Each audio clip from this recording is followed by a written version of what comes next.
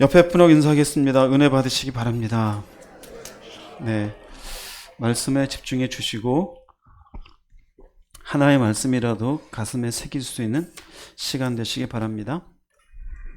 요한복음 21장 1절 말씀 다 같이 합독하시겠습니다. 그 후에 예수께서 디베랴 호수에서 또 제자들에게 자기를 나타내셨으니 나타내신 일은 이러하니라. 네, 계속해서 요한복음 21장의 말씀, 주님의 부활을 경험하고 증인이라는 사명자로 살아가는 사람들이 그 중간 과정에 어떠한 사람의 모습으로 살아가야 하는가, 오늘 계속해서 말씀드리겠습니다. 지난주까지 9가지를 말씀드렸는데 외우지는 마세요.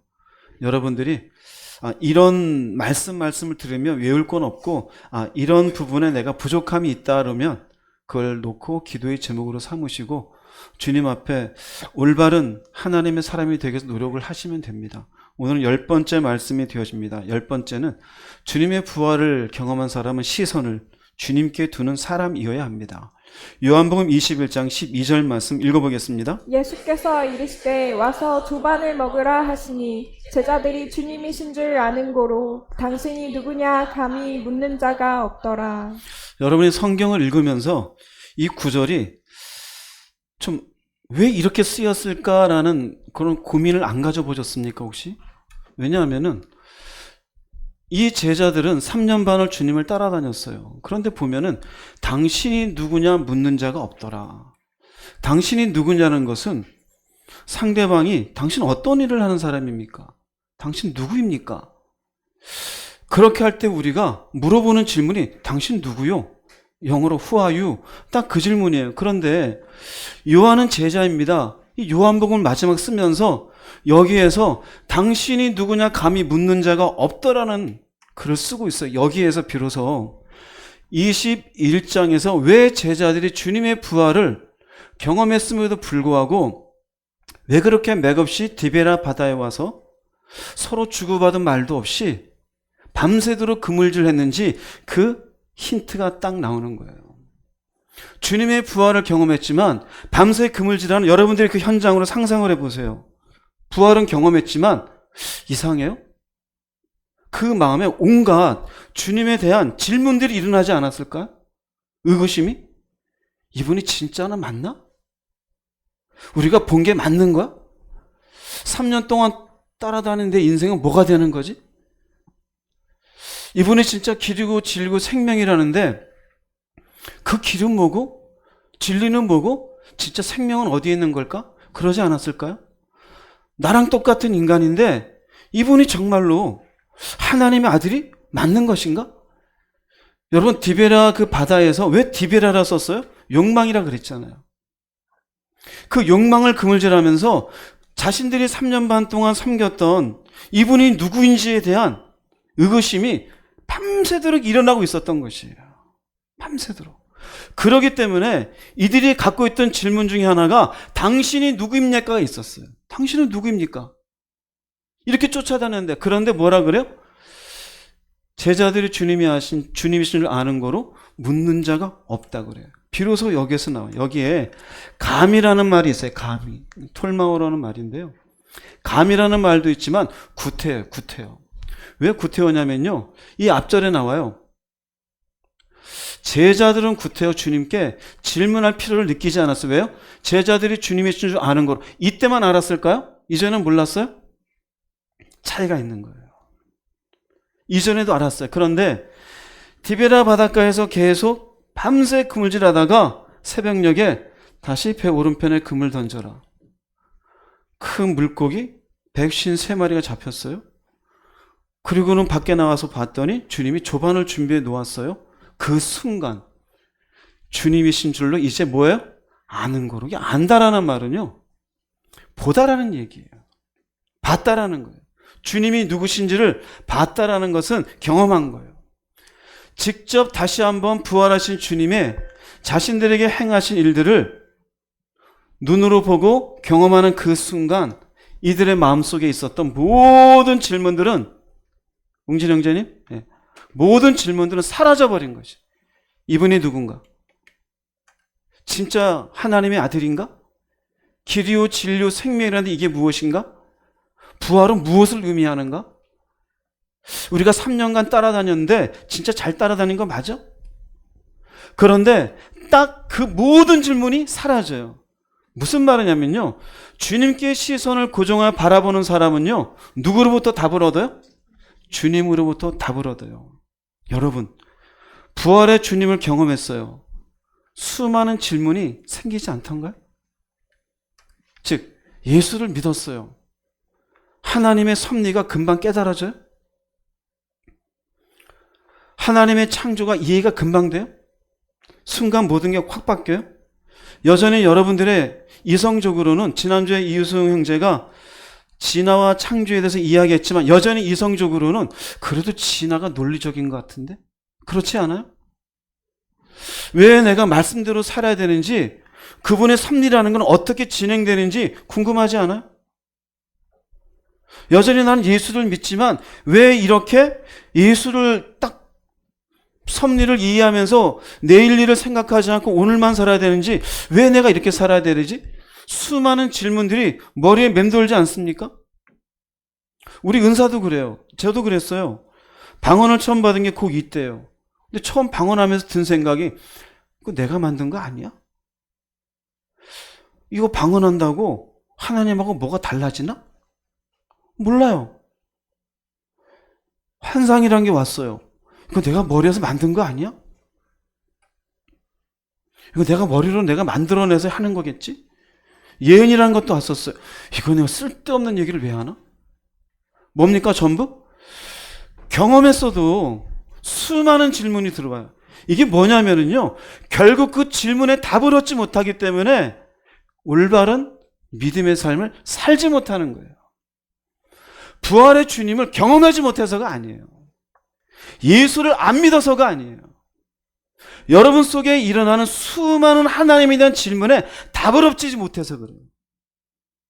왜 돈이 전부가 아닐까? 왜 하나님이 내일 일을 염려하지 말라 그랬을까? 왜 그분이 창조주가 맞을까? 이 모든 것들에 대한 답은 어디에 있느냐? 온전히 시선을 주님께 고정할 때 가능해요. 부활의 주님을 경험했음에도 불구하고 여러분의 시선이 어딘지 알아요? 세상에만 있으면 보는 것에 의해서 보는 것으로 답을 얻으려고 해요. 부활의 주님을 경험했으면 그 보이지 않는 주님의 시선을 맞출 때 답을 얻을 수가 있는 거예요. 답이 없기 때문에 답이 없는 신앙인으로 모순된 삶을 사는 거예요. 그래서 입으로는 예수인데 마음에는 세상이 가득해. 뭐만 봤기 때문에? 세상만 봤기 때문에. 그러니 돈이 가득하고 재미가 가득하고 세상 편리함이 가득하고 이성과 논리가 가득한 거예요. 요한복음 3장에 보면은 참 고민 많은 사람 한 사람이 있어요. 3장 1절 3절 읽어보겠습니다. 바리새인 중에 니고데모라 하는 사람이 있으니 유대인의 지도자라. 그가 밤에 예수께 와서 이르되 랍비여, 우리가 당신은 하나님께로부터 오신 선생인 줄 아나이다. 하나님이 함께 하시지 아니하시면 당신이 행하시는 이 표적을 아무도 할 수 없음이니이다. 예수께서 대답하여 이르시되 진실로 진실로 내게 이르노니 사람이 거듭나지 아니하면 하나님의 나라를 볼 수 없느니라. 이 사람 대단합니다. 당시 바리새인들은 예수님을 굉장히 무시했어요. 무슨 나사렛에서 선한 게 날 수 있겠느냐. 자신들의 기득권이 무너지게 되니 죽일 방도를 찾고 있었어요. 그런데 니고데모는 바리새인이고 유대인의 지도자예요. 사내들인이라고 하는 유대인의 자치기구가 있어요. 사람 죽이는 거 말고는 율법에 의해서 사람들을 처리할 수가 있었어요. 90% 넘는 사람들이 글도 모르고 자기 이름도 못 쓰는데 이들은 율법을 연구하는 사람들이에요. 굉장하죠? 그러니 이 사람이 낮에 오면 사람들의 눈치가 보이니까 밤에 찾아왔어요. 그리고 얘기합니다. 하나님께로부터 오신 선생입니다. 하나님이 아니면 이런 표적은 아무도 할 수 없어요. 예수님이 무슨 비밀을 알려주냐면요, 거듭남의 비밀을 얘기해 주어요. 거듭나야 된다. 여러분, 이렇게 대답할 때 저 니고데모가 이해합니까? 못합니까? 못해요. 거듭나다니요. 내가 그럼 어머니 뱃속에 다시 들어갔다 나옵니까? 그 대답했던 사람이에요. 예수님을 만났어요. 예수님께 귀한 말씀을 들었어요. 그런데 예수님 만났음에도 불구하고 의구심이 사라지지 않아요. 이 사람이 도대체 뭐 하는 사람일까? 그런데 이 사람은 다른 바리새인들처럼 예수님을 죽일 대상, 자신의 기득권을 해치는 대상으로 보지 않았어요. 주님과의 만남 이후에 니고데모는 남다른 시선으로 누구를 보고 있었어요? 주님의 행적을 보고 있었어요. 그리고 주님의 말씀을 듣고 있었고, 나중에 주님이 십자가 지신 이후에 그 이 주님의 시신을 거두어 장사를 치른 사람이 니고데모예요. 바리새인들과 대제사장들이 모여서 예수를 죽였는데, 자신들의 일종의 일행이 죽였는데 자신이 드러나게 예수의 시신을 달라 해서 처리하면 이 바리새인들 사이에서 니고데모는 뭐가 될까요? 얼마나 왕따가 될까요? 손가락질을 당하고 오히려 핍박을 당하고 바리새인 사회에서 쫓겨나갈 수도 있어요. 그런데 그것을 감수하고 주님의 시신을 거두었다는 의미는 무엇을 얘기할까요? 예수님에 대한 온갖 의심이 사라진 것을 의미해요. 이분이 진짜 하나님의 아들이다. 이분이 구원자이다. 드디어 처음에는 깨닫지 못했어요. 거듭남이 뭔지. 그러나 마침내 주님께 시선을 두고 있을 때 온갖 의심이 다 사라져요. 그리고는 사람들이 자신에게 뭐라고 하고 손가락질을 하든지 말든지 바리새인의 사회에서 쫓겨나든지 말든지 빌라도에 가서 주님의 시신을 달라고, 그리고 이 시신을 거두어 장사를 치네요. 예수를 만난 이후에 시선을 주님을 향해서 계속 두고 있었기에 가능한 것이에요. 또한 우리가 사도행전 보면은 비슷한 사람이 있어요. 바울이라는 사람이에요. 바울 되기 전에 사울은 예수의 부활을 믿을 수가 없어요. 그가 메시아라고 믿는 자들이 너무너무 이해가 되지 않아요. 그러니 자기가 직접 나서서 이 예수에 대한 믿는 사람들, 부활을 믿는 사람들을 찾아다니면서 처단해요. 그런 가운데 바울의 마음속에 뭐가 있었을까요? 그냥 열정이 가득하며 예수에 대한 잘못된 시선이 가득했었어요. 그러면서 이 바울이 다메섹에 있는 사람들, 즉 그곳에 예수 믿는 사람들 처단하기 위해서 올라가다가 진짜 예수님을 만나요. 사도행전 22장 7절 8절 읽어보겠습니다. 내가 땅에 엎드려져 들으니 소리 있어 이르되 사울아 사울아 내가 왜 나를 박해하느냐 하시거늘 내가 대답하되 주님 누구시니까 하니 이르시되 나는 내가 박해하는 나사렛 예수라 하시더라. 네가 박해하는 나사렛 예수라. 즉 이 시간까지 이 바울 되기 전 사울은 예수님을 향한 올바른 시선이 있었어요, 없었어요? 없었어요. 그런데 내가 박해하고 있던 대상이 바로 이분이라는 사실을 만남과 함께 모든 의심이 어떻게 될까요? 사라지는 거예요. 사라지는 거예요. 주님을 만나는 순간 인생의 답을 얻어요. 그래서 그가 자기에게 유익하게 여기던 것들을 무엇으로 여기게 되어져요? 배설물로 여기게 되어져요. 나는 이제 이렇게 열심히 공부한 것, 이것으로 내가 이 땅에서 뭔가 유익을 얻으려고 하던 것, 재미있는 인생을 살려고 하던 것, 이런 것들에 대해서 이 모든 게 물론 필요 없다는 게 아니에요. 이런 것이 주님을 만나서 인생의 답을 얻은 것에 비하면 별로 중요하지 않다는 사실을 깨닫게 되어져요. 여러분, 우리에게 정말 중요한 건 예수를 만났냐 안 만났냐가 중요한 게 아니에요. 사실은 교회에 들어온 사람들은 이미 예수를 만난 사람들이에요. 여러분들에게 더 중요한 건 뭔지 알아요? 내면에 남에게 말하지 못하고 있는 궁금증들이에요. 왜 이렇게 살아야 되는지, 왜 내가 참아야 되는지, 왜 물질을 사랑하면 안 돼, 왜 기도를 해야 돼, 인생이 무엇인지, 정말로 내가 이렇게 살면 하나님 앞에 서게 되는 건가? 그 궁금증 있지 않아요?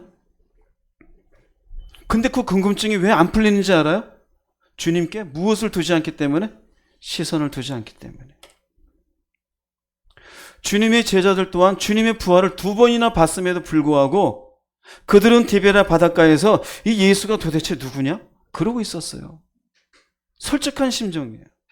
여러분도 그렇지 않아요? 권사가 되어지고 교회를 30년 다녔어도 도대체 하나님이 누구야?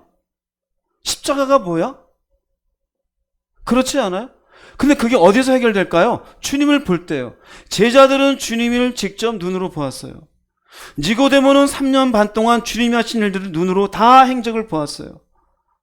바울은 직접 예수를 만났어요. 지금 우리는 예수를 눈으로 볼 수 있어요? 못 봐요.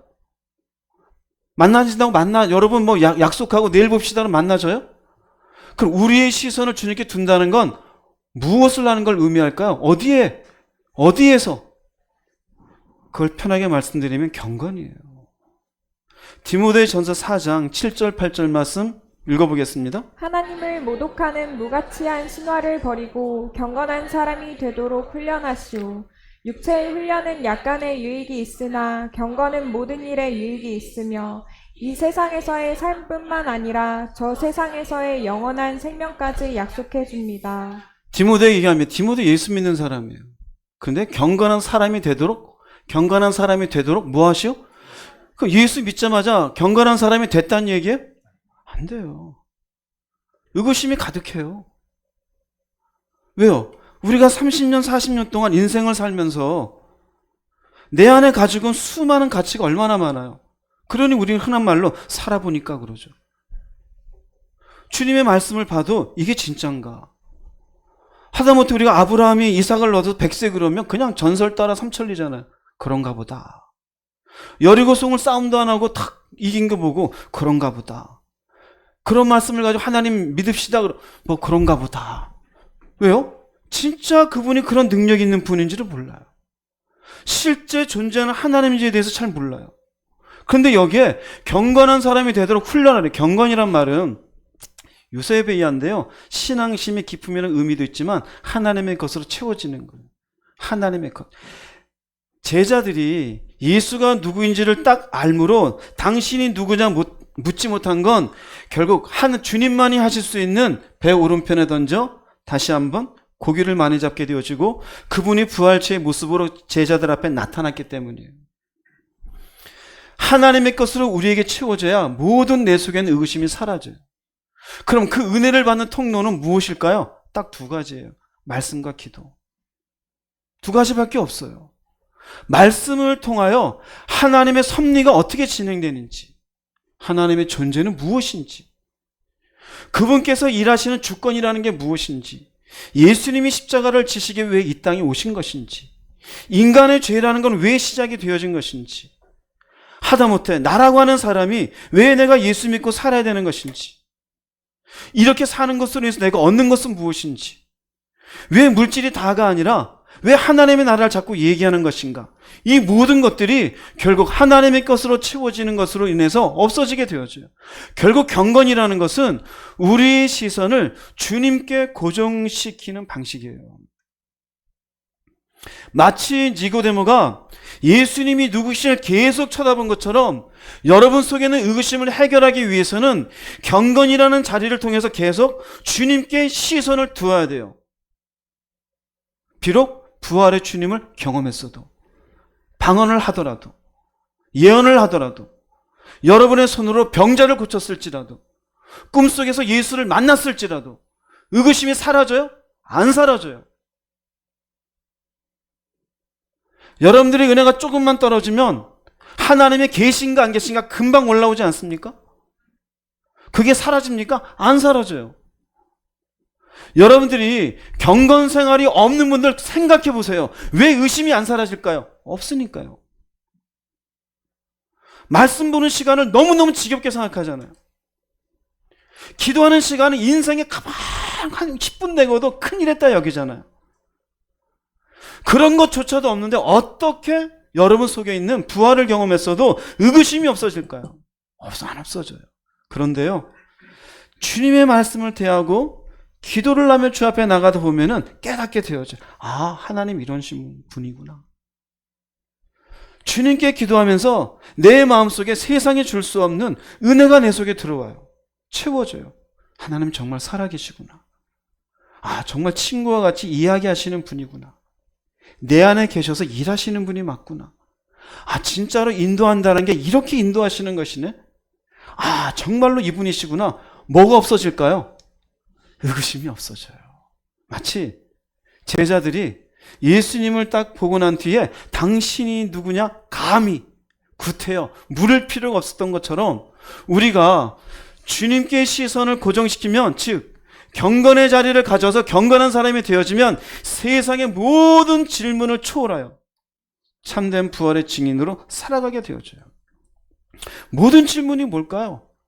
내가 왜 이 일을 하는지, 내가 왜 살아야 되는지, 내가 배 아파 낳은 자녀는 도대체 하나님 안에서 누구인 것인지, 이 자녀를 어떻게 키워야 되는 것인지, 내가 왜 저 사람과 일을 하면서 부당한 일임에도 불구하고 나는 왜 참아야 되는 것인지, 내 삶의 어려움인데 나는 이것을 왜 견디고 살아야 되는지, 도대체 내 심령을 괴롭히고 어렵게 만드는 이 남자는 내가 왜 만난 것인지, 이 여자는 내가 왜 만난 것인지, 나는 언제 죽는 것인지, 죽은 다음 뭐가 되는 것인지, 전부 어디에서 나와요?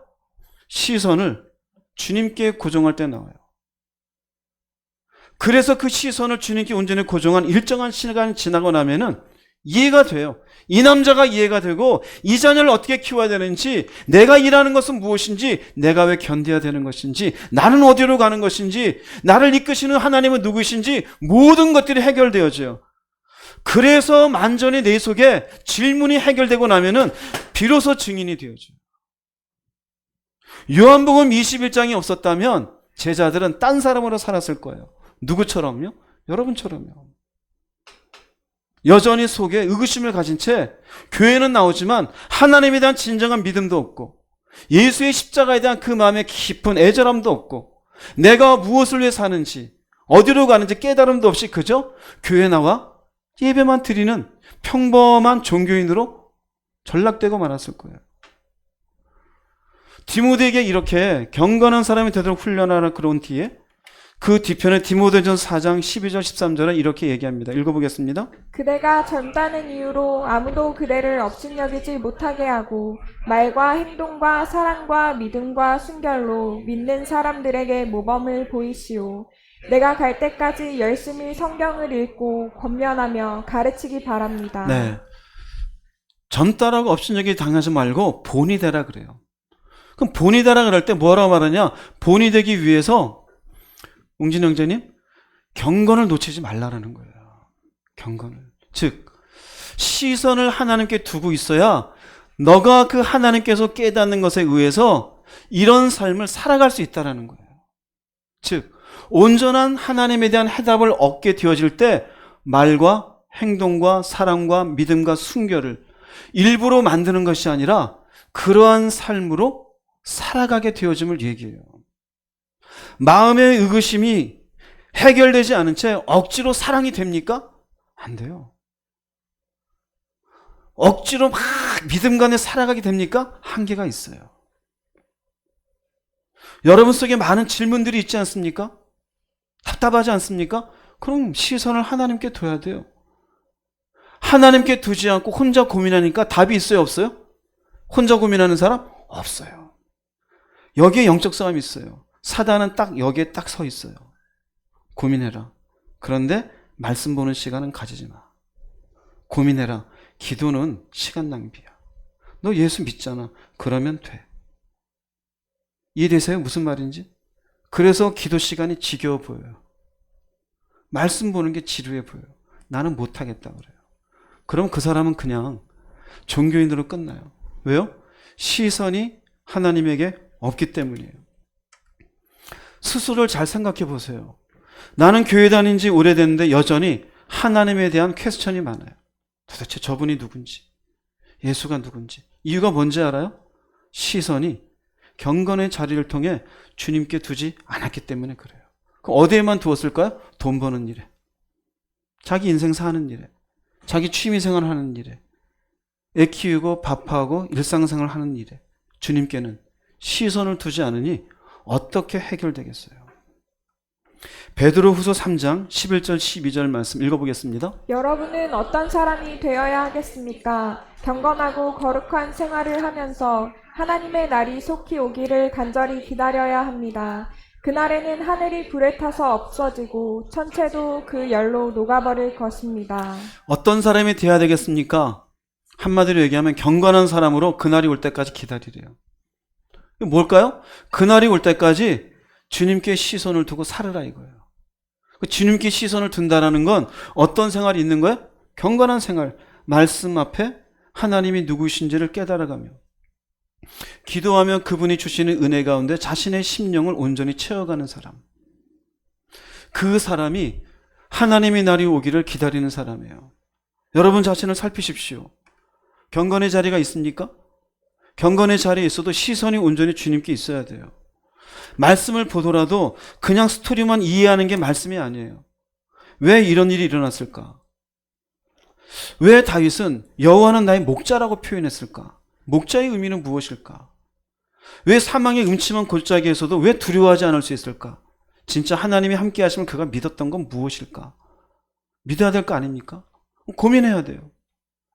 남들은 기도의 자리에서 은혜를 받는다는데 나는 기도의 시간만 보내고 진짜 은혜가 뭘까? 고민해 봐요. 무엇이 있길래 경건이 이렇게 중요한 것일까? 결국 그 경건을 통해 하나님께 시선을 두는 사람은 하나님의 날이 속히 올 때 부끄러움 없이 그분 앞에 설 수 있어요. 왜요? 그 경건을 통해 삶이 달라졌기 때문에요. 반면에 심판날에 심판당한 대상을 볼게요. 유다서 1장 15절 말씀 읽어보겠습니다. 물 사람을 심판하사 모든 경건하지 않은 자가 경건하지 않게 행한 모든 경건하지 않은 일과 또 경건하지 않은 죄인들이 주를 거슬러 한 모든 완악한 말로 말미암아 그들을 정죄하려 하심이라 하였느니라. 복잡하죠? 심판의 대상 한마디로 얘기하면 경건하게 살지 않은 사람이에요. 예수 안 믿은 사람이 아니에요. 부활의 주님을 경험하지 않은 사람이 아니에요. 부활의 주님을 경험했는데도 경건하지 않은 일, 하나님을 알지 못하는 것 같은 결정들을 해요. 쓸데없는 말들을 해요. 하나님이 듣기 싫어하는 언어들을 사용해요. 누군가를 비방하며 누군가를 아프게 만들며. 근데 교회 교인이에요. 30년 교회 다녔대요. 왜 그럴까요? 경건하지 않아서 그래요. 왜요? 시선을 주님께 두지 않았으니 주님이 원하시는 삶이 뭔지 몰라요. 주님 앞에 내가 어떤 언어를 사용해야 되며 어떻게 결정해야 되는지, 내가 왜 이 가정에서 뭔가 가장 역할을 어떻게 해야 되는지, 내가 직장에서 내 사업주로서 어떻게 사업주 역할을 감당해야 되는지, 직장인으로서는 어떻게, 나는 도대체 하루하루를 어떻게 살아야 되는지 몰라요. 그런데 입으로는 예수예요. 왜 몰라요? 경건하지 않으니까요.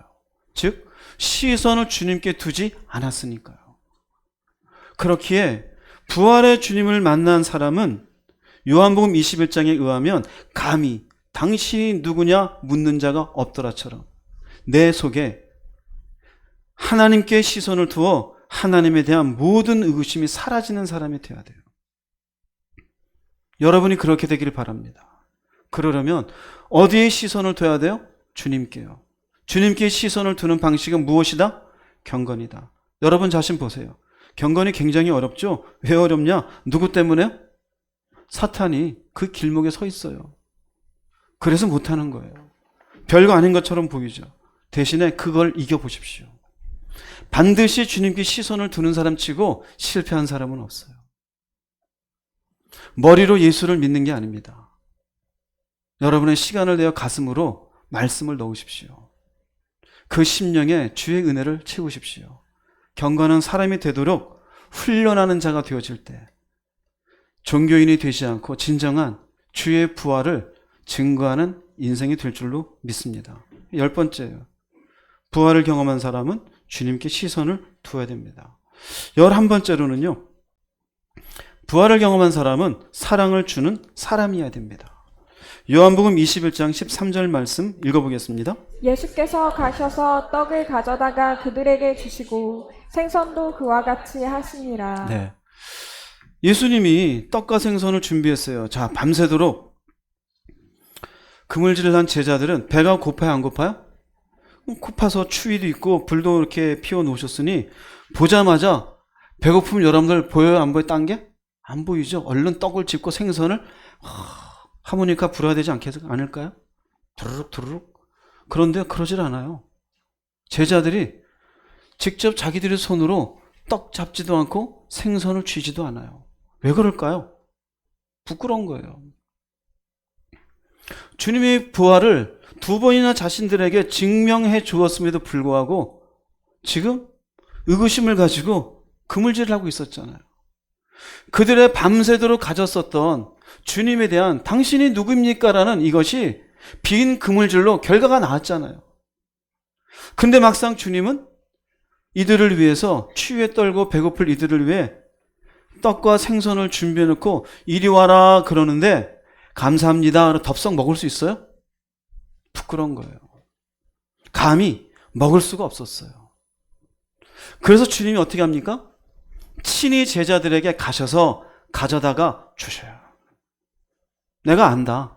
너희들이 부끄러워하는 마음. 주님이 직접 가셔가지고 그들에게 줘요. 자, 그 순간 보세요. 그들은 받아 먹을 자격이 있어요, 없어요? 자격이 없어요. 배는 고프고 춥지만 차마 그곳에 갈 만한 부끄러워서 가지 못할 민망스러움이 있었단 말이에요. 그런데 주님이 이것을 떡을 가지고 생선을 쥐어서 그들에게 주는 순간 제자들은 무엇을 받은 거예요? 주님의 사랑을 받은 거예요. 사랑을 받는 순간 제자들의 마음은 어떻게 됐을까요? 먼저는 회개가 했어요. 이 주님을 내가 의심했다니. 여기 와서 이렇게 또 옛날처럼 욕망의 그물질이나 하고 있었다니. 그리고 또 어떤 마음이 들까요? 결단이 있어요. 다시는 주님을 의심하지 않겠습니다. 당신이 누구인지에 대해서 다시는 제 마음속에 질문을 하지 않겠습니다. 당신은 이제야서야 정말로 살아계신 하나님의 아들이신 줄로 믿습니다. 당신의 참 제자다운 삶을 이제는 목숨 걸고 살아가겠습니다. 우리들에게 중요해요. 부활의 주님을 경험했다라는 것. 여러분이 주님의 십자가를 이해하고 믿은 사람 있습니까? 없어요. 마치 제자들이 주님께 가서 떡 좀 주세요. 생선 좀 주세요. 얘기한 사람 하나도 없어요. 주님이 친히 떡을 주시고 생선을 주신 것처럼 우린 십자가가 뭔지도 모르는 우리에게 주님이 찾아와 주셨어요. 그리고는 그 십자가의 은혜로 죄사함이 무엇인지, 이로 인해서 열려진 구원의 길이 무엇인지, 당신이 부활하시면서 우리에게 주실 생명이 무엇인지를 우리에게 나눠주셨어요. 그 순간 우리가 느끼는 게 뭡니까? 나 같은 사람에게 왜 이런 은혜를 베푸시죠? 무엇을 느껴요? 사랑이에요. 제자들이 느낀 사랑과 우리가 느끼는 사랑의 차이가 없어요. 그 사랑을 느끼는 순간 이 말씀이 있는 것은 우리가 그 사랑을 경험했으면 사랑을 주는 사람이 되어야 함을 보여주시는 거예요. 사랑은요, 흐르는 거예요. 우리는 주님 사랑한다 그래요. 안 흘러요. 그분은요, 십자가를 모르는 사람이에요. 부활의 주님을 경험한 사람은 철저하게 통로가 되어야 돼요. 왜요? 그분이 얼만큼 나 같은 인간을 위해서 희생하셨는지, 사랑을 베푸셨는지 깨닫기 때문입니다. 그러므로 그 사랑으로 인하여서 우리는 주님처럼 사랑을 주는 인생이 될 수 있어야 되는 것이에요. 요한일서 4장 20절 21절 말씀 한번 읽어보겠습니다. 하나님을 사랑한다고 하면서 형제를 미워하는 사람은 거짓말쟁이입니다. 눈에 보이는 형제를 사랑하지 못하는 사람이 하나님을 사랑할 수는 없습니다. 하나님을 사랑하는 사람은 형제도 사랑해야 합니다. 우리는 이 계명을 예수님에게서 받았습니다. 네, 보세요. 하나님을 사랑한다 어떻게 말할 수 있어요? 사랑을 받았잖아요. 그죠? 그러면 형제를 어떻게 할 수 있어야 돼요? 사랑할 수 있어야 돼요. 흘려보내야 돼요. 근데 미워하는 사람은 거짓말장이라는 의미는 하나님의 사랑을 모르는 사람인데 하나님의 사랑을 안다고 하는 거예요. 하나님을 사랑하는 사람은 형제도 사랑해야 합니다. 그리고 중요하죠. 우리는 이 계명을 누구에게서? 예수님에게서. 왜 이렇게 얘기할까요? 예수님이 나를 이렇게 사랑해 주셨으니 나도 이 사랑을 주는 사람이 되기로 결정해야 된다는 거예요. 즉 주님의 부활을 경험한 사람은 주님의 사랑을 경험한 사람이요. 그 사랑을 경험한 사람은 이 사랑을 주는 사람이 될 수 있어야 돼요. 여러분이 예수님의 사랑을 나는 경험했다는 분 아멘해 보시기 바랍니다. 그러면 여러분은 사랑이 머무는 저수지 같은 사람이 아니라 댐처럼 흘려보내는 사람이 돼야 돼요. 여러분에게 흘러가고 있습니까? 요한복음 21장이 지난 뒤에 사도행전에서의 제자들은 그 사랑을 흘려보내요. 대표적인 사람이 베드로입니다. 사도행전 3장 6절 7절 말씀 읽어보겠습니다. 베드로가 이르되 은과 금은 내게 없거니와 내게 있는 이것을 내게 주노니 나사렛 예수 그리스도의 이름으로 일어나 걸으라 하고 오른손을 잡아 일으키니 발과 발목이 곧 힘을 얻고. 베드로가 얘기합니다. 성전 미문에 앉아서 구걸하고 있는 안진뱅이죠. 그 사람 보고서 은과 금은 나 없다. 근데 내게 있는 이것을 너한테 준다. 내게 있는 것. 그게 뭐예요? 나사렛 예수 그리스도죠. 베드로가 굳이 예수 그리스도를 준다는 건 뭘까요? 이 예수 그리스도 그럴 때 이 예수 그리스도는 사랑으로 자신을 용서하시고 아침을 먹이셨던 주님이에요. 주님을 그렇게 따라다니고 주님을 죽기까지 내가 부인하지 않겠습니다. 그랬음에도 불구하고 배신했던 자기, 또 부활하심을 봤음에도 불구하고 욕망의 바다에 가서 그물질했던 자신 용서 다 해줘요. 그 아침을 먹이셔요. 그리고는 여기 와서 얘기합니다. 예수 그리스도를 너한테 준다. 그리고 오른손을 잡아요. 남에게 구걸하던 안진뱅이였던 이 사람은 한평생 자기의 손을 잡아준 사람이 있었을까요? 지나가면서 동전이나 받았어요. 이 사람의 손을 잡아준 사람은 없었어요. 그런데 베드로는 이 사람의 손을 잡아요. 그럼 뭘까요? 주님의 사랑을 전달하는 통로가 되어준 것이에요. 단순히 병고침 받아라가 아니에요. 주님의 사랑을 전달한 통로가 되어졌어요. 안진뱅이의 마음이 움직인 건 베드로의 말을 믿어서가 아니라 베드로가 손을 잡아주는 순간 그 사랑을 받아들인 거예요. 그렇게 되었을 때 결국 발과 발목에 힘을 얻고 일어서게 되어져요. 우리에게 중요합니다. 우리는 사랑을 하라 그러면 결과를 얘기하려고 그래요. 그러나 그 전에 내 안에 사랑이 있는지를 봐야 돼요. 예수 그리스도가 여러분 속에 어떠한 사랑의 물결로 남아있습니까? 그것이 진정한 나를 움직이게 하는 물결이라면 그 물은 가두어 놓을 게 아니에요. 그 물은 흘러가게 할 수 있어야 돼요. 그러므로 부활의 주님을 정말로 경험했다 라고 하는 사람은 사람에게 사랑을 주는 사람이어야 된다. 그렇게 되어지면 누군가의 무너진 인생을 일으켜 주게 되어지고 살리게 되어져요. 그런데 우리는 가두어 놓고 있잖아요. 사람을 만나는 것조차 싫어하고 하다못해 가정에서 서로가 서로를 미워하며 적대시하며 저주까지 하잖아요. 그러곤 주일 되면 교회 와서 주여주 하고 있어요. 사랑이 어디 있어요? 용서도 없고 이해도 없고 참는 것도 없고 직장에서도 참는 것도 없고 여러분들의 사랑은 도대체 어디에서 전달하고 있는 겁니까? 내가 사는 삶의 통로 속에서 내가 그 통로의 역할을 해야 돼요. 왜요? 나는 남들에게 없는 게 있잖아요. 예수 그리스도. 그 사랑이 여러분 속에 사랑을 흘러가게 하는 삶의 동력이 되기를 주의 이름으로 축복합니다. 그런 사랑을 주는 사람이 되기 위해서 주님이 우리에게 주신 여러 가지 많은 말씀 가운데 대표적인 말씀이 있어요. 누가복음 10장에 보면은 강도를 만나서 거의 죽게 되어진 한 사람에 대한 얘기가 나옵니다. 이 사람 옆을 레위 사람도 지나가고 제사장도 거들떠보지 않고 지나가요. 근데 한 사람이 지나갑니다. 33절 35절 읽어보겠습니다. 어떤 사마리아 사람은 여행하는 중 거기 이르러 그를 보고 불쌍히 여겨 가까이 가서 기름과 포도주를 그 상처에 붓고 싸매고 자기 짐승에 태워 주막으로 데리고 가서 돌보아 주니라. 그 이튿날 그가 주막 주인에게 데나리온 2를 내어주며 이르되 이 사람을 돌보아 주라. 비용이 더 들면 내가 돌아올 때에 갚으리라 하였으니. 레위 사람과 제사장은 이렇게 바빴어요. 해야 될 일도 많고. 그런데 보세요. 사랑의 먼지를 보여줘요. 사마리아 사람은 자신의 갖고 있는 기름을 써요. 포도주를 써요. 시간도 써요. 그리고는 자신이 있는 모든 것들하고 나중에 돌아올 때도 갚겠다 그래요. 이게 뭘까요? 자신이 갖고 있는 이런 것들을 쓸 수 있는 이유가 뭘까요? 도대체 여기에 있어요. 불쌍히 여겨. 불쌍히 여겨. 불쌍히 여기는 마음이 가던 걸음을 멈추고 죽어가는 사람을 돌아볼 마음을 가지게 했던 것이. 이게 불쌍히 여겨가 뭘까요? 이게 사랑이에요. 억지로 하는 게 아니에요. 이 사랑의 근원은 어디일까요? 예수 그리스도.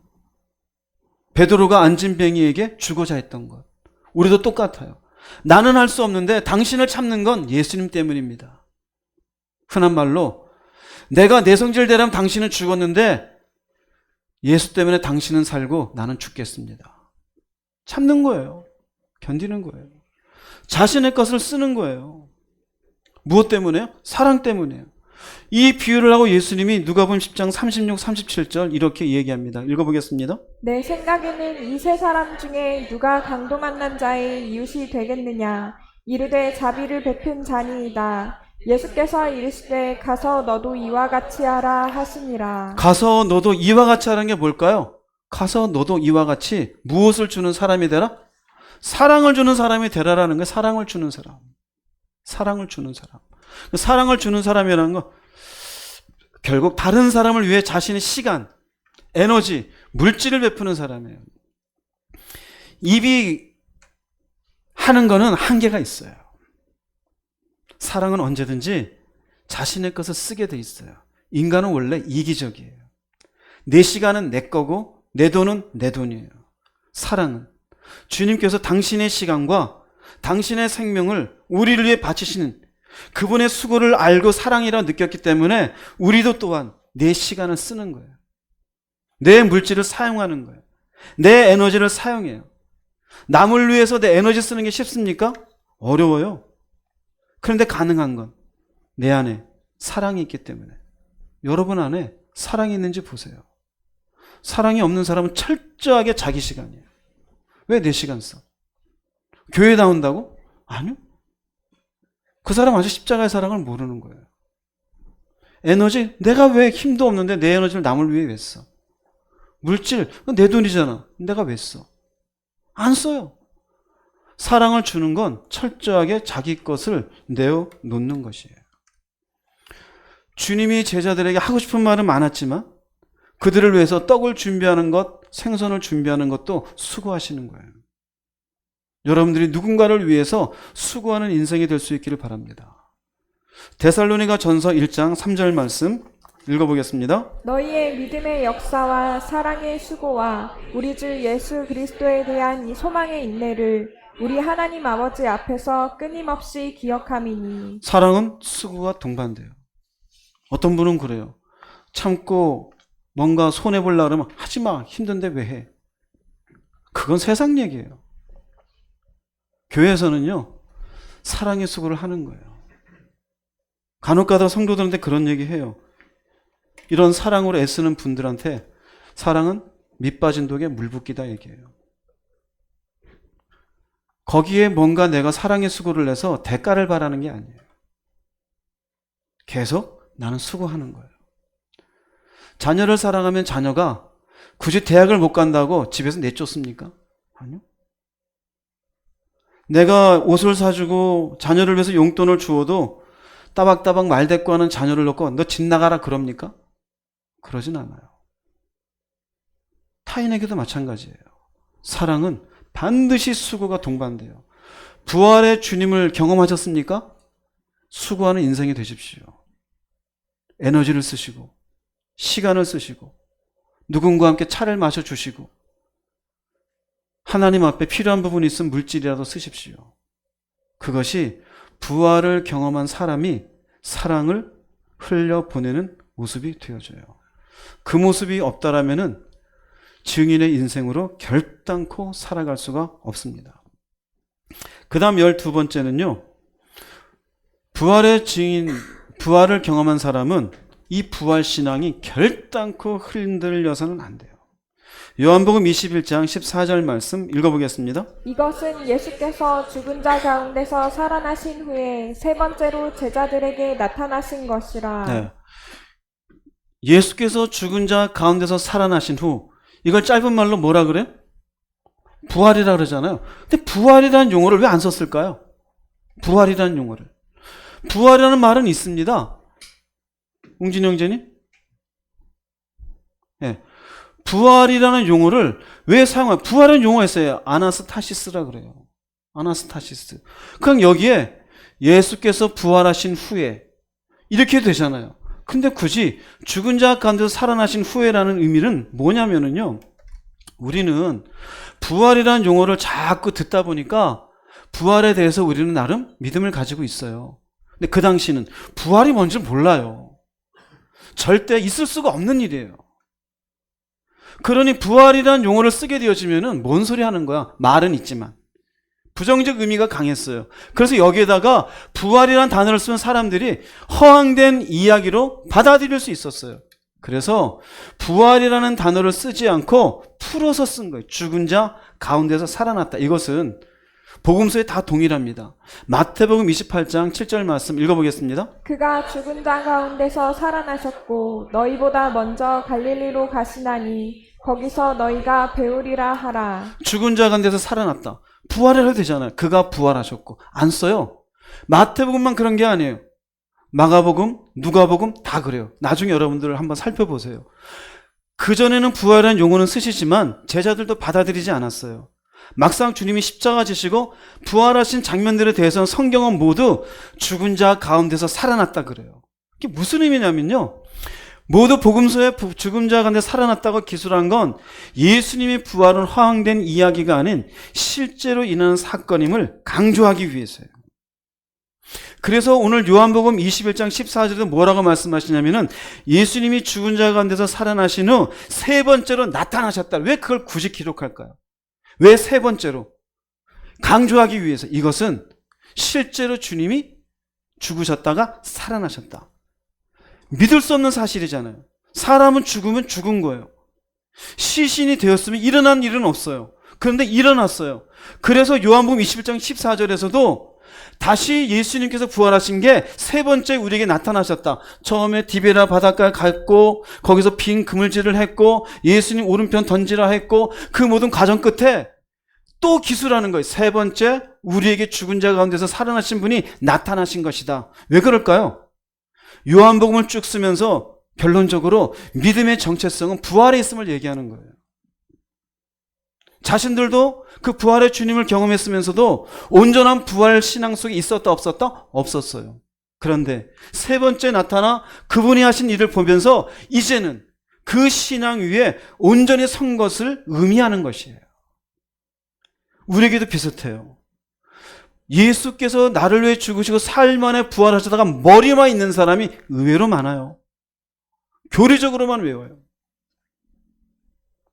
막상 그 신앙이 자신의 내면 속에 깊이 믿음의 뿌리가 되어 있지 않아요. 우리의 신앙은 예수님 믿습니다는 것에 거의 8할 9할은 그 예수가 나를 위해 부활하셨습니다라고 믿는 것이에요. 그 부활 신앙이 밑받침되어 있지 않으면 믿음의 사람은 정체성을 잃는 것이에요. 그래서 요한복음이 지나가고 사도행전이 가게 되어지면은 사도행전에서 베드로 이후 많은 초대교회 교인들 보면은 그들의 모습 속에 가장 중요한 건 부활 신앙이었어요. 사도행전 4장 1절에서 4절 말씀 한번 읽어보겠습니다. 사도들이 백성에게 말할 때에 제사장들과 성전 맡은 자와 사두개인들이 이르러 예수 안에 죽은 자의 부활이 있다고 백성을 가르치고 전함을 싫어하여 그들을 잡음에 날이 이미 저물었으므로 이튿날까지 가두었으나 말씀을 들은 사람 중에 믿는 자가 많으니 남자의 수가 약 5천이나 되었더라. 네, 예수 안에 죽은 자의 부활이 있다고 백성 가르치는 게 싫어하는 거예요. 부활 신앙을 싫어해요. 이것 때문에 초대교회에 핍박이 있었어요. 왜 이런 얘기하고 있느냐? 왜 죽은 자 가운데 사람이 살아났다는 이야기는 왜 하고 있느냐? 사실은 이걸 누가 싫어할까요? 사탄이 싫어요. 마찬가지예요. 우리들에게 무너지게 하는 가장 중요한 요소가 뭔지 아세요? 다시 부활이 있다는 생각이에요. 그게 희미해지면 우리는 부활을 위해 살지 못하고 이 땅에 세상을 향해 살게 돼 있어요. 그러니 돈이 중요한 거예요. 죽은 뒤는 죽어봐야 알고 나름대로 자기는 양다리 걸치고 있는 거예요. 예수 믿고 교회 다니니까 나도 부활할 수 있겠지. 그러나 그건 가봐야 아는 거고 지금 사는 게 중요한 거야. 이게 올바른 부활 신앙일까요? 아니에요. 철저하게 부활 신앙이 있어야 되는데 왜 무너졌을까요? 사탄이에요. 그러나 보세요. 초대교회에 이렇게 핍박은 있었지만 초대교회 많은 사람들이 믿게 된 건 바로 이 죽은 자 가운데서 살아나게 된다는 사실을 믿는 사실이에요. 이게 믿음의 핵심이에요.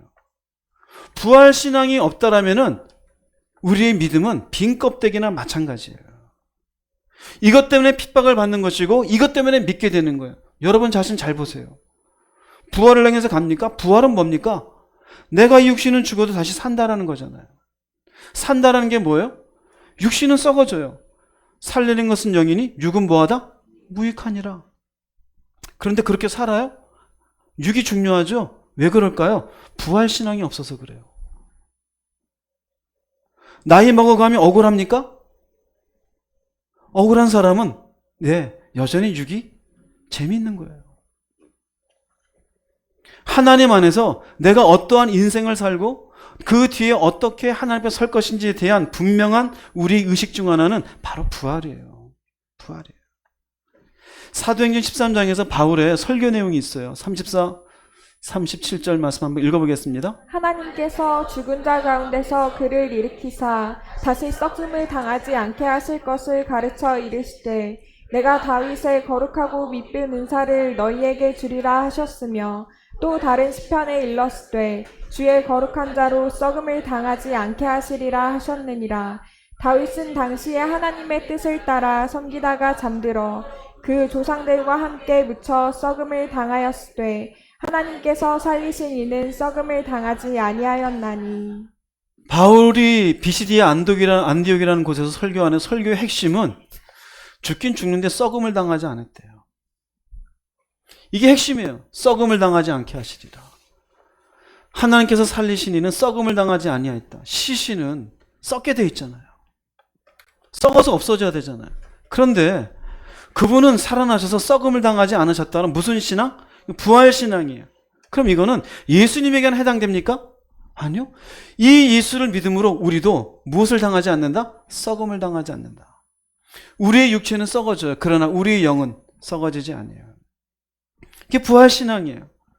주 예수를 믿는 자들이요, 당신들의 영혼은 죽지 않습니다. 왜? 예수께서 썩음을 당하지 않았으니 우리도 썩지 아님을 믿습니다.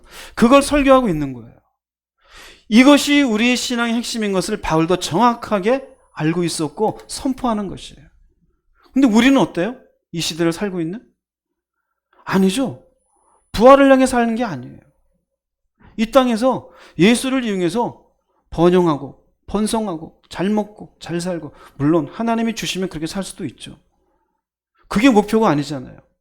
우리의 삶의 목표가 단지 이 땅에서 편안하고 잘 먹고 잘 살고 넉넉하고 배부르고 등 따시게, 이게 예수 믿는 이유의 목적입니까? 부활신앙이 있는 사람은 결단코 그게 목적이 될 수가 없어요. 마침내 우리도 썩지 아니함을 당하는 그날을 바라보는 게 우리의 삶의 방향임을 깨달으시기 바랍니다. 그것을 명확하게 보여주는 것이 있어요. 빌립보서 3장 10절 12절 읽어보겠습니다. 내가 원하는 것은 그리스도를 바로 알고 그분의 부활의 능력을 체험하며 그의 고난에 참여하고 그분의 죽음을 본받아 어떻게 해서든 나도 부활하는 것입니다. 내가 이 모든 것을 이미 얻었다는 것도 아니며 완전해졌다는 것도 아닙니다. 다만 그리스도 예수님이 나를 위해 마련하신 상을 받으려고 계속 달려가고 있습니다. 네.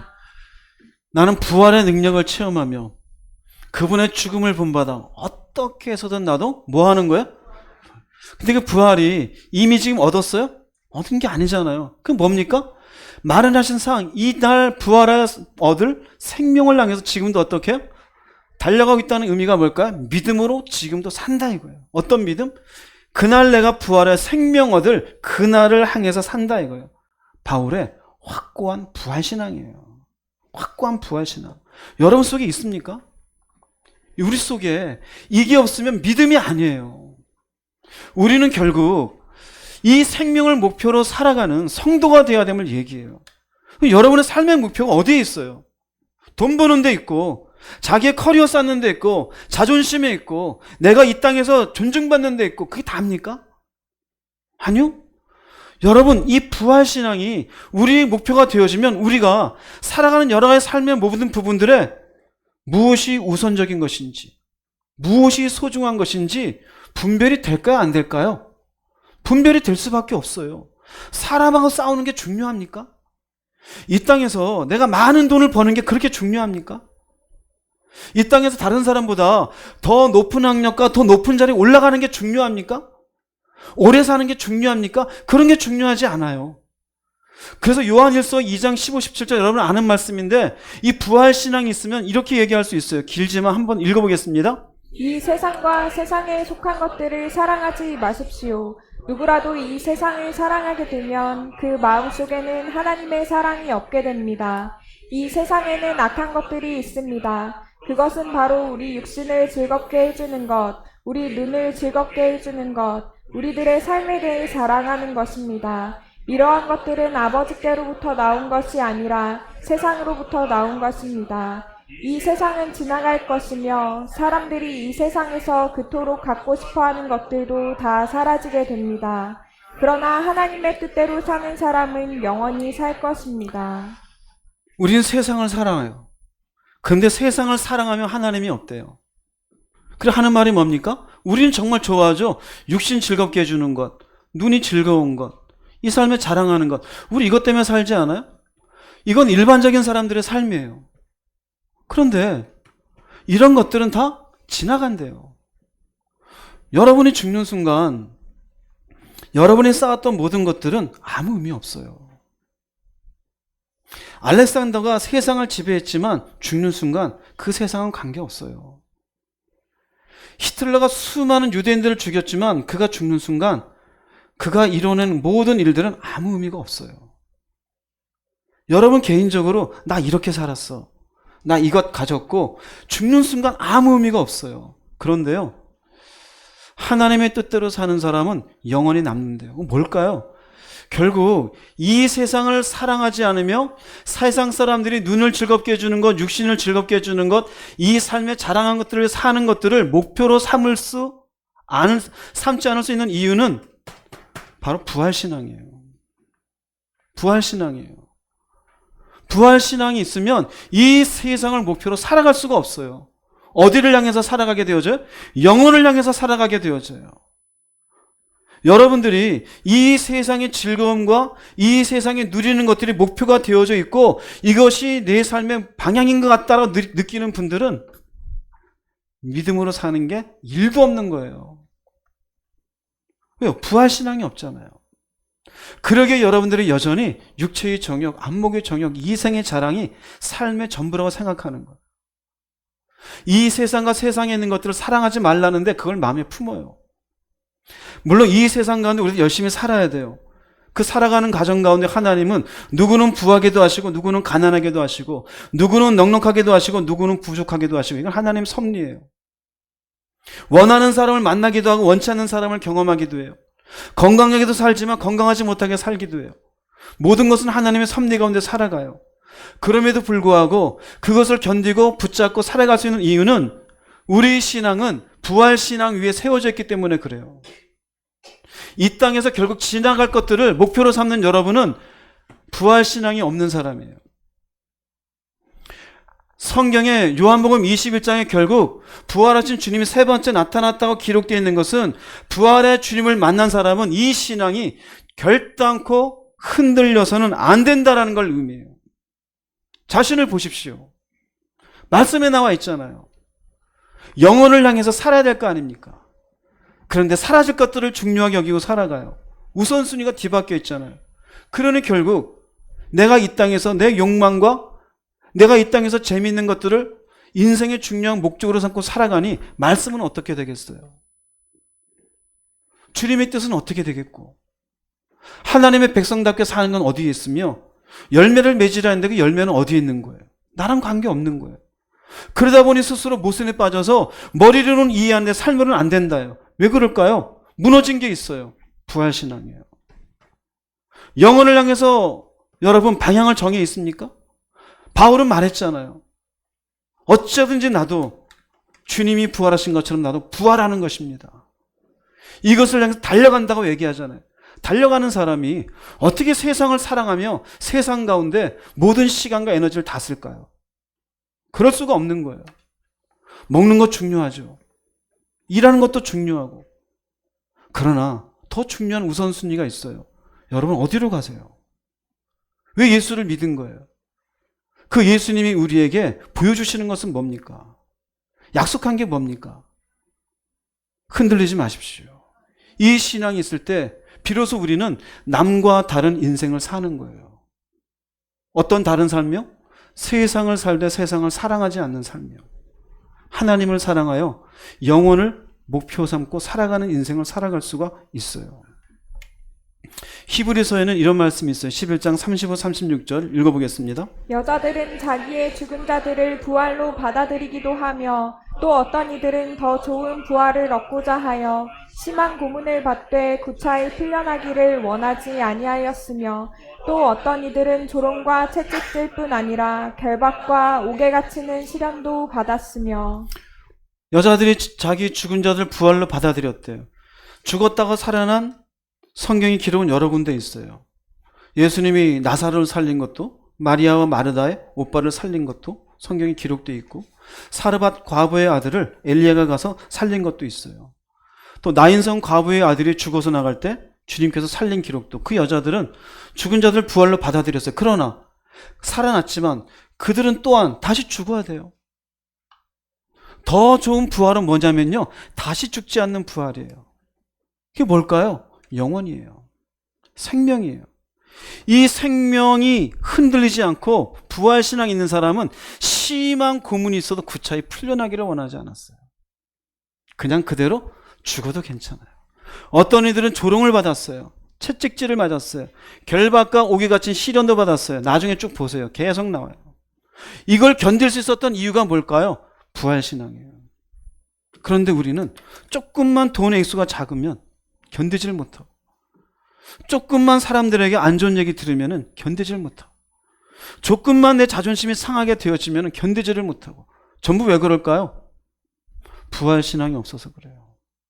그러니 세상이나 바라보고 이 땅에서의 짧은 인생이 언제 끝날지도 모르는데 자신의 인생이 영원한 것처럼 착각하고, 예수는 믿는다지만 올바른 믿음에 서 있지 못하니 부활과 관계없이 그저 시간 낭비하고 있는 것이에요. 여러분의 믿음을 확고한 부활 신앙 위에 세워놓을 수 있기를 바랍니다. 눈을 주님께 두세요. 그래서 그 주님께 둔 시선을 통해 말씀에서 무엇이라고 말씀하는지, 기도를 통해서 내게 주신 은혜가 무엇인지 힘으로 삼으십시오. 주님의 사랑을 받았습니까? 그 사랑을 흘려보내는 통로가 되십시오. 부활의 주님을 확고하게 믿고 있습니까? 방향을 정하십시오. 이 부활이 믿음의 기초이고 여러분의 믿음의 정체성이에요. 누군가 여러분에게 무엇을 믿느냐, 왜 그러고 사느냐, 나는 주님이 다시 살아나셨음을 믿는 사람이다. 당신은 세상을 향해서 살지만 나는 하늘을 향해서 사는 사람이다. 그것으로 참으세요. 참으세요. 어떤 분들 저한테 그래요. 저는 못 참아요. 그 자랑인 줄 알아요. 자기 감정에 의해서 난 이건 꼭 해야 돼요. 그냥 자기 생각이에요. 부활신앙은요, 하기 싫은 것도 해요. 참기 어려운 것도 참아요. 할 수 없는 일을 하게 돼요. 받아들일 수 없는 걸 받아들여요. 여러분 속에 부활신앙이 있는지 보십시오. 이것으로 여러분 내면이 확장되기 바랍니다. 바위처럼 단단할 수 있기를 바랍니다. 그래서 하나님 앞에 올바른 증인의 모습으로 살아가기 위한 준비를 잘 해나가는 성도가 되기를 주의 이름으로 축복합니다. 기도하시겠습니다. 말씀을 생각하시면서 주님 한번 부르시고 통성으로 기도하겠습니다. 주여!